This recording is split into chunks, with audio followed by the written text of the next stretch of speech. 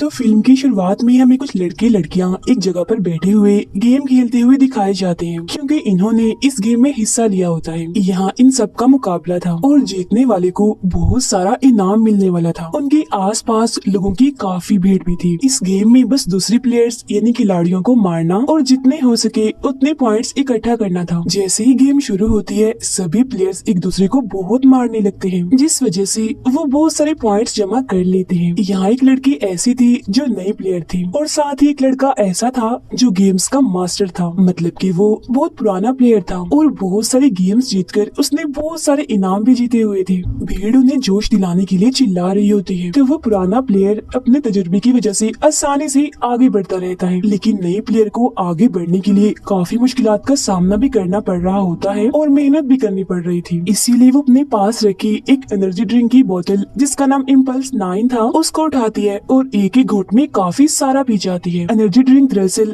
ताकत देने वाली ड्रिंक होती है, जिसे पीने से न सिर्फ उसे ताकत मिलती है बल्कि वक्त भी 100 गुना तक स्लो हो जाता है, मतलब बहुत ही आहिस्ता चलने लगता है। अब इस खूबी की वजह से वो उस पुराने प्लेयर समेत सभी को मारकर इस गेम को जीत जाती है और अपने दोस्त के साथ मिलकर अपनी इस खुशी को मनाने लगती है। मगर वो ये नहीं जानती थी कि बहुत जल्द उसकी खुशी दुखों में बदलने वाली है। अचानक से ही एनर्जी ड्रिंक की बोतल नीचे गिर के टूट जाती है और सारी ड्रिंक बिखर जाती है। इसके बाद सीन अचानक से बदल जाता है, जहाँ वो लड़की खुद को 3 बच्चों की माँ पाती है। उसका घर बहुत ही पुराना और गंदा था, वहाँ मॉडर्न दौर जैसी कोई भी चीज नहीं थी और तो और बिजली भी नहीं थी इधर, जिसे देखकर तो उसकी तकलीफ में काफी इजाफा हो गया होता है। फिर जब वो घर से बाहर आती है तो देखती है कि बाहर की दुनिया भी बंजर और उजाड़ के अलावा और कुछ भी नहीं है। यहाँ तक कि हवा भी जहरीली थी, जिसमें सांस लेना भी मुश्किल था और मास्क लगाने की जरूरत पड़ती थी। इसके बाद हमें पास्ट यानी गुजरे हुए वक्त का सीन दिखाया जाता है, यानी जहाँ से इस सब की शुरुआत हुई थी। हम इसी लड़की को देखते हैं जिसका नाम वेल है, जो एक गेमर थी। उसकी जिंदगी का सिर्फ एक ही मकसद था कि वो एक अच्छी गेमर बनकर खूब पैसा और शोहरत कमाए। वो अपने डैड के साथ एक घर में रहती थी और ये वक्त है 2017 का। एक दिन उसके डैड उसे होटल की जॉब की इंटरव्यू के लिए तैयार करते हैं, जहाँ वो नाखुश होकर कपड़े पहनकर तैयार होती है और इंटरव्यू के लिए निकल जाती है। बाहर गाड़ी में उसका दोस्त उसके लिए इंतजार कर रहा था। फिर थोड़ा आगे जाने पर वेल पिछली सीट पर बैठकर अपने इंटरव्यू वाले कपड़े बदलकर नॉर्मल कपड़े पहन लेती है और इंटरव्यू देने की बजाय अपने पसंदीदा गेम फील्ड ऑफ फायर खेलने पहुंच जाती है। बाकी गेम्स की तरह फील्ड ऑफ फायर भी काफी सारे प्लेयर्स की गेम है, जिसका मेन मकसद बाकियों को मारकर खुद आखिर तक टिके रहना होता है। वेल सोचती है अगर वो ये गेम जीत गई तो लाखों रुपए कमा लेगी और जाहिर है मशहूर भी हो जाएगी। फिर उन पैसों से वो अपने लिए एक गेमिंग कंप्यूटर खरीदेगी। तब उसका दोस्त बताता है कि आज की गेम में रॉय नाम का एक पुराना और माहिर प्लेयर अपनी हैरानकुन परफॉर्मेंस देने वाला है, तो जरा ध्यान से। जिस सुन वो थोड़ा घबरा जाती है। फिर बहुत जल्द वो उस एरिया में पहुंच जाते हैं जहां गेम खेली जानी थी, जहां वो पुराना प्लेयर रॉय अपने फैंस के साथ तस्वीरें बना रहा था। अब पहले गेम शुरू होने से पहले वेल का दोस्त उसे समझाता है कि तुम्हें जज्बाती हो कि नहीं, बल्कि पूरे ध्यान से खेलना है ताकि तुम किसी तरह फाइनल यानी आखिरी गेम तक पहुंच जाओ। जिस पर वेल कहती है हाँ तुम फिक्र ही मत करो, मैं ऐसे ही करूंगी, क्योंकि मैं उस घमंडी रॉय को कैसे भी करके हराना चाहती हूँ। कुछ ही वक्त के बाद सभी प्लेयर्स अपने अपने कंप्यूटर के सामने बैठ जाते हैं और गेम शुरू हो जाती है। शुरुआत में ही वेल सबसे आगे निकल जाती है, मगर फिर कुछ ही वक्त के बाद रॉय उसे आसानी से पीछे छोड़ देता है। उसे गेम जीतने का इतना यकीन था कि वो बीच बीच में वहाँ आए लोगों के साथ भी एंजॉय कर रहा था। इस चीज का फायदा उठाकर वेल कुछ पॉइंट्स जमा कर लेती है। वो बस जीतने ही वाली थी, मगर वो रॉय को ही मारकर गेम से निकालने की कोशिश करने लगती है, लेकिन उसका वार उल्टा पड़ जाता है, क्योंकि रॉय उसे ही मारकर गेम से बाहर कर देता है। मगर इसके बावजूद भी वेल फाइनल मैच तक पहुंच जाती है, जो कल ही होने वाला था। फिर जब वो अपने दोस्त के साथ वहाँ से बाहर निकलती है तो रॉय उसकी नकल उतारकर उसे चढ़ाने की कोशिश करता है, जिसके बाद वो बड़ी खुशी खुशी अपने फैंस के साथ तस्वीरें बनाने लगता है। इसके बाद जब वेल का दोस्त अपनी गाड़ी लेने जाता है तब एक आदमी जो दरअसल एक कैफे का मालिक था वो वेल के पास आकर उससे पूछता है कि क्या तुम्हें गेम जीतने का राज मालूम है। जो सुन वो काफी हैरान रह जाती है, मगर वो उस आदमी से कुछ पूछती वो अपना कार्ड उसे थमाकर वहाँ से चला जाता है। घर आकर वेल चुप चुपके से बगैर कोई आवाज किए अपने कमरे में जाने की कोशिश करती है,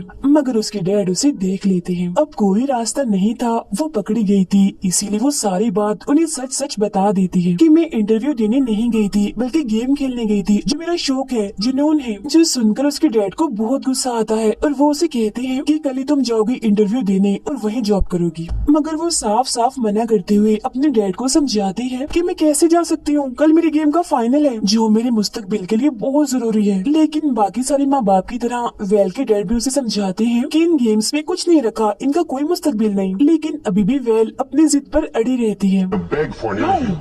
I can't. और उनकी बात को ना मानते हुए अपने कमरे में चली जाती है। थोड़ी देर बाद वो अपनी आज की खेली हुई गेम को इंटरनेट पर देखने लगती है, जहाँ रॉय को सबसे टॉप पर देखकर उसे काफी गुस्सा आता है। तभी उसका ध्यान कैफे के उस मालिक के दिए हुए कार्ड पर जाता है और साथ ही उसे याद आता है कि उसने गेम जीतने के राज के बारे में बात की थी। अब क्योंकि उसके दिल में बदला लेने की तड़प भी थी और जीतने का जुनून भी था, इसीलिए वो फौरन कार्ड पर लिखे हुए पते पर चली जाती है। ये जगह दरअसल एक गेम कैफे था, जहाँ कुछ लोग अपने अपने कंप्यूटर्स पर गेम खेल रहे थे और काफी एंजॉय भी कर रहे थे। तभी वहाँ कैफे का मालिक वेल के पास आता है और उसे भी बैठकर गेम खेलने का कहता है। अब यहाँ वेल को काफी हैरानी होती है कि ये तो मुझे सिर्फ गेम खेलने का कह रहा है, तो इसने अपना कार्ड मुझे क्यों दिया था। मगर इस पर ध्यान दिए बगैर वो गेम खेलने के लिए बैठ जाती है। वो गेम का सबसे मुश्किल लेवल चुनती है जो खेलना उसके लिए नामुमकिन था। ये देख कैफे का मालिक उसे वही वाली इम्पल्स 9 एनर्जी ड्रिंक देते हुए कहता है कि ये कोई मामूली एनर्जी ड्रिंक नहीं है, अगर तुम चाहो तो देख लो इसकी कमाल। तब उसकी बात मानकर वेल उसका एक घूंट पी लेती है, जिसकी फौरन ही बाद आसपास की सारी चीजें उसे बहुत ही स्लो चलती हुई दिखने लगती हैं।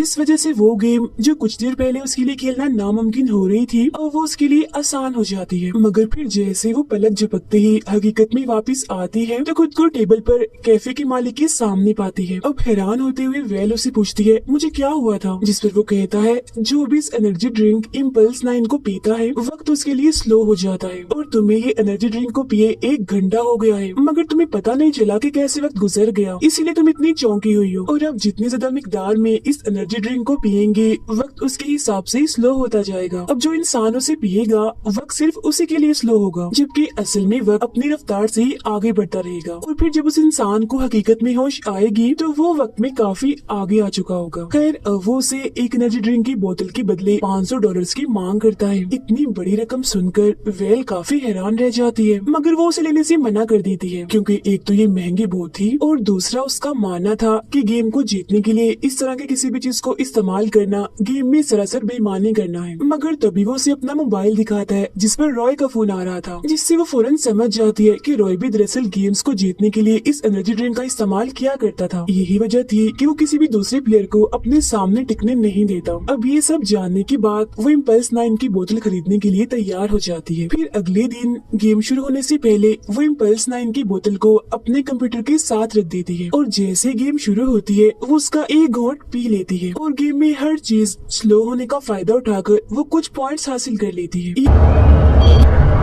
ये देख रॉय भी इम्पल्स 9 को थोड़ी मिकदार में पीता है और एक के बाद एक सभी को पीछे छोड़ता हुआ टॉप पर आ जाता है। अब ये देखकर वेल पर प्रेशर बढ़ जाता है और साथ ही वो काफी मायूस भी हो गई थी, इसीलिए अब वो इम्पल्स 9 की पूरी बोतल ही पी लेती है। अब क्योंकि उसने ज्यादा मिकदार में एनर्जी ड्रिंक ली थी, इसीलिए वक्त उसके लिए काफी स्लो हो जाता है, जिसका फायदा उठाकर वो रॉय के प्लेयर को मारकर आखिरकार इस गेम को जीत जाती है। उसके दोस्त समेत हर कोई उसकी खुशी के लिए झूम उठता है, मगर तभी यहाँ उसकी इम्पल्स 9 की बोतल नीचे गिर के टूट जाती है। ये वही सीन था जिसे हम पहले भी देख चुके हैं। अब यहाँ से दोबारा सीन वहीं आ जाता है जहाँ हम वेल को उसी पुराने घर में एक चेयर पर बैठा हुआ देखते हैं, जिसके हाथ में उसका छोटा सा बच्चा भी है। फिर कुछ ही वक्त के बाद मेले कुचेले कपड़े पहनकर उसका दोस्त यहाँ पर आ जाता है, जो दरअसल अब उसका हस्बैंड है। वो बच्चे को सुलाने के बाद वेल को तैयार होने के लिए कहता है। अब खुद को इतना अजीब सा पाकर वेल को काफी हैरानी हो रही थी। औरतों और ज्यादा उम्र के लोगों की तरह वो हाँफ भी रही थी और अपने हाथ में अंगूठी देकर उसके जहन में बहुत सारे सवाल उठने लगते हैं। अब खुद को थोड़ा नॉर्मल करने के लिए वो जैसे नीचे जाती है तो वहाँ भी उसे 2 बच्चे मिलते हैं जो उसे मम्मी कहकर बुला रहे थे, जो देखकर तो उसके होश ही उड़ जाते हैं। सब हालात से घबराते हुए वो जैसे बाहर आती है तो देखती है कि बाहर भी उजाड़ के सिवा कुछ नहीं है, और ये भी वही सीन है जिसे हम पहले ही देख चुके हैं। यहाँ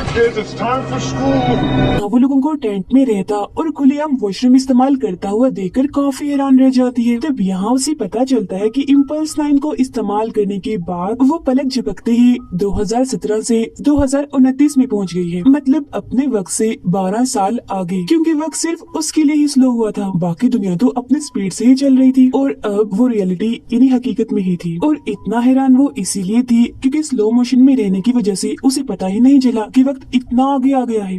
अब वो जिस जगह पर रह रहे थे ये पूरा इलाका ऊंची ऊंची दीवारों से घिरा हुआ था, क्योंकि इस पूरे इलाके को रेगिस्तान से अलग किया हुआ था, क्योंकि रेगिस्तान में खतरनाक मखलूक थी जो इंसानों पर हमला करती थी। तब उनसे बचने के लिए ये लोग मेन गेट पर बारी बारी पहरा देते हैं। साथ ही उससे ये भी पता चलता है कि माजी में जिन जिन लोगों ने इम्पल्स 9 को पिया था वो अब यहाँ इस वक्त में जाग रहे थे, जिनका नाम रख दिया गया था पल्सर, यानी इम्पल्स 9 को इस्तेमाल करने वाले। इम्पल्स 9 को बहुत ज्यादा इस्तेमाल करने की वजह से लोग अचानक से ही काफी सालों आगे के वक्त में पहुंच रहे थे, जिस वजह से पूरी दुनिया में अफरा तफरी मची हुई थी। जाहिर है इस सबसे सब कुछ तबाह भी हो चुका था और यहाँ के लोगों का मानना था कि सब तबाही के पीछे पल्सर जिम्मेदार है,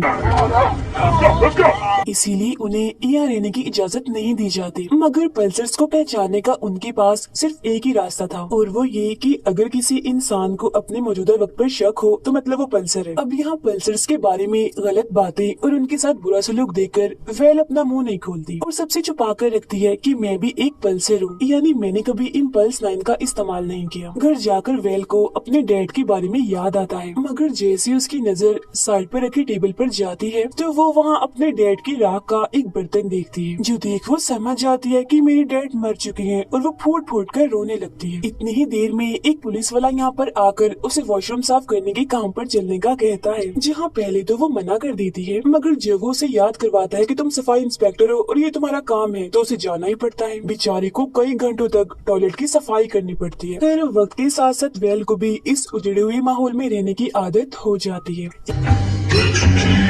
एक दिन वो अपने सारे काम खत्म करके अपने बच्चों को स्कूल से लेने जाती है, जहाँ उसकी बेटी उसे अपनी ड्राइंग देते हुए कहती है कि मामा आप मेरी हीरो हैं। मगर क्योंकि वेल काफी थकी हुई थी इसीलिए वो ना बच्ची की ड्राइंग देखती है और ना ही उसकी बात सुनती है। घर आकर वो देखती है कि उसका हस्बैंड साइकिल पर बैठा जोर जोर से पेडल मार रहा था। असल में वहाँ बिजली ना होने की वजह से वो फील्ड ऑफ फायर गेम खेलने के लिए बिजली बना रहा था। अब वेल अपनी पसंदीदा गेम देखकर काफी हैरान हो जाती है और साथ में वो खुश भी थी। जब उसका हस्बैंड घर से बाहर जाता है तो वो अपने बच्चों के साथ बैठकर गेम खेलने लगती है। कुछ देर बाद उसका हस्बैंड भागकर घर आता है। वो काफी डरा हुआ था और कहता है कि आज गार्ड की ड्यूटी करने की तुम्हारी बारी थी जिसे तुम भूल गई थी, जिस वजह से पहरा देने वाले एक आदमी को अंदर आने का मौका नहीं मिला, तो वो उस खतरनाक मखलूक का शिकार बन गया। दोनों फौरन भागकर घर से बाहर जाते हैं, जहाँ उस आदमी की वाइफ रो रही थी। अपनी गलती पर शर्मिंदा होकर रोते हुए वेल घर जाने लगती है, मगर उसका हस्बैंड कहता है अभी तुम्हारी ड्यूटी का वक्त खत्म नहीं हुआ, ड्यूटी करो। तो वो दुखी होते हुए गार्ड का काम पूरा करती है। घर आकर भी वो काफी दुखी थी। उसे एहसास होता है कि ये जगह मेरे लिए नहीं है, मतलब मैं यहाँ नहीं रह सकती। इसीलिए वो उस रेगिस्तान में जाने का इरादा करती है जहाँ वो खतरनाक मखलूक थी। मगर जाने से पहले वो अपने हस्बैंड को खत लिखती है जिसमें वो बता देती है कि मैं पल्सर हूँ। फिर अगले दिन वो कभी वापस ना लौटने का इरादा करके निकल जाती है। Remember the FPS. अगली सुबह जब उसका हस्बैंड वो खत पढ़ता है तो उसे बिल्कुल भी यकीन नहीं होता। अब वेल बंजर जमीन पर भटकते हुए एक उजड़ी हुई बिल्डिंग के पास पहुंचती है और ये बिल्डिंग कोई और नहीं बल्कि वही गेमिंग कैफे था। वो उस कैफे के अंदर जाकर इधर उधर देखने लगती है। तब काउंटर के पीछे से कैफे का मालिक निकल कर आता है, जिसे देखकर वो काफी हैरान रह जाती है। वो देखती है कि इसकी उम्र पर वक्त गुजरने का कोई असर नहीं हुआ, वो अभी तक जवान ही है, मगर इसके पीछे वजह क्या थी वो उसे नहीं बताता। उनकी बातों के दौरान कैफे के मालिक को पता चलता है कि एक हफ्ते पहले ही वेल हकीकत में जागी है। यहाँ वो मान जाता है कि हाँ सच में इम्पल्स 9 की वजह से बहुत सारी जिंदगियां बर्बाद हुई थी। फिर वो वेल से कहता है मगर इस सब से तुम्हारी जान छुड़वाने का मेरे पास एक प्लान है। वो इम्पल्स 9 की एक बड़ी सी बोतल लाकर वेल को पीने के लिए देता है और कहता है अगर तुमने इसे पी लिया तो तुम दोबारा वापस इस दुनिया में कभी नहीं आओगी, क्योंकि तुम काफी सालों आगे के वक्त में पहुँच चुकी होगी और इस वक्त में इसीलिए नहीं आओगी क्योंकि तब तक तुम मर चुकी चुकी होगी। और हाँ, मेरा मशवरा है तुम इसे पीते पीते गेम भी खेलो। अब वेल को उसका ये आइडिया पसंद आता है, इसीलिए वो इम्पल्स 9 को पास में रखकर अपनी पसंदीदा गेम खेलने के लिए बैठ जाती है। मगर जब वो इम्पल्स 9 की बोतल को उठाने आगे को झुकती है तो उसकी नजर उस ड्राइंग पर जाती है जो उसकी बेटी ने उसके लिए बनाई थी और कहा था कि आप मेरी हीरो हो। ड्राइंग देखकर वो यादों में खो जाती है और अपनी फैमिली के साथ गुजारी गई खूबसूरत पलों को याद करने लगती है। जिसके बाद वो एनर्जी ड्रिंक को ना पीने का फैसला करके ये फैसला करती है कि मैं अब सारी जिंदगी अपनी फैमिली के साथ रहूंगी। इस इरादे के साथ वो दोबारा से अपने घर जाने लगती है, जहाँ गेट पर उसे अपना हस्बैंड गार्ड की ड्यूटी करते हुए दिखता है। वो वेल से काफी नाराज था, इसीलिए वो गेट खोलकर उसे अंदर आने नहीं देता और कहता है तुम पल्स थी, तुमने हम सबको धोखा दिया। जिस पर वेल अपने किए की माफी मांगती है। अभी उनकी बात चल ही रही थी कि तभी उन्हें दूर से गोलियां चलने की आवाज सुनाई देती है, क्योंकि वो खतरनाक हमलावर मखलूक इनके इलाके की तरफ बढ़ रही थी। तब यहाँ ये बात खुलकर सामने आती है कि ये खतरनाक मखलूक जो बनी हुई है ये कोई और नहीं बल्कि इंसानों का ये ग्रुप है। मगर ये इंसानों के दुश्मन थे, उनका मांस खाते थे। उन्हें पास आता देख उसका हस्बैंड जल्दी से गेट खोलकर उसे अंदर ले आता है। जिसके बाद इधर अलार्म बज जाता है, सभी लोग डर जाते हैं और यहाँ से भागने लगते हैं। वेल उनमें से एक औरत से पूछती है, जिस पर वो बताती है कि हम सब खाई की तरफ जा रहे हैं, क्योंकि उन हमला आवरों को रोकने का कोई रास्ता नहीं है हमारे पास। ये जानकर उसे दुख होता है और क्योंकि यहाँ के सारे लोग उससे काफी नाराज थे, इसीलिए सबका भरोसा जीतने के लिए वो एक प्लान बनाती है। वो अपने हस्बैंड से कहती है, मैं यहाँ रुककर जितनी देर हो सके उन हमलावरों को रोकने की कोशिश करूंगी। और वो उसे यहाँ अकेले छोड़कर जाना तो नहीं चाह रहा था, मगर जब वेल उसे बच्चों की खातिर यहाँ से जाने का कहती है तो वो उसकी बात मान लेता है और यहाँ से चला जाता है। इसके बाद इम्पल्स 9 की बड़ी बोतल जिसे वो अपने साथ लाई थी उसे लेकर लड़ाई के लिए तैयार हो जाती है। तो वो हमलावर गेट के पास पहुंचकर हमला करने के लिए आगे बढ़ते हैं। तब यहाँ वेल को पता चलता है कि इन हमलावरों का लीडर और कोई नहीं बल्कि रॉय था, जहाँ रॉय उसे बताता है कि मैं हकीकत में कुछ सालों पहले पहुंचा हूँ। मैंने सब पर हमला करके हर जगह राज कर लिया और देखो आज मैं एक जालिम लीडर बन गया हूँ। Want to be badass, but और मैं अपने रास्ते में आने वाले किसी भी इंसान को मार सकता हूँ। मगर उसकी धमकियों का वेल पर कोई असर नहीं होता, क्योंकि इन लोगों के आने से पहले ही उसने एनर्जी ड्रिंक की पूरी बोतल पी ली थी। सबूत के तौर पर खाली बोतल को वो रॉय के सामने फेंकती है, जिसके बाद अचानक वो दोबारा स्लो मोशन में चली जाती है। फिर वो गैस के कैंस पर गोलियां चलाती है, जिससे सारे हमलावर हवा में उड़ जाते हैं। फिर लगातार गोलियां चलाकर वो उन सबको मार देती है सिवाय रॉय के। मगर बदकिस्मती से उसे भी 2 गोलियां लग जाती हैं, जिससे वो जख्मी होकर जमीन पर गिर जाती है। तभी रॉय आकर उस पर गोली चलाता है, मगर उसका निशाना चूक जाता है। इस मौके का फायदा उठाकर वो रॉय पर ही गोली चलाकर उसे जान से मार डालती है। इसके बाद वो आसमान की तरफ फ्लेयर गन चलाती है, जो देख उसके हस्बैंड को सिग्नल मिल जाता है कि अब उनके इलाके में कोई खतरा नहीं है, हर लिहाज से वो महफूज है। एक तरफ उसका हस्बैंड आसमान की तरफ सिग्नल देकर खुश हो रहा था, तो वहीं दूसरी तरफ वेल अपनी आखिरी सांसें गिन रही थी। मरते मरते वो मुस्कुरा भी रही थी। तो उसकी मुस्कुराहट के साथ ही ये फिल्म यहीं पर खत्म हो जाती है।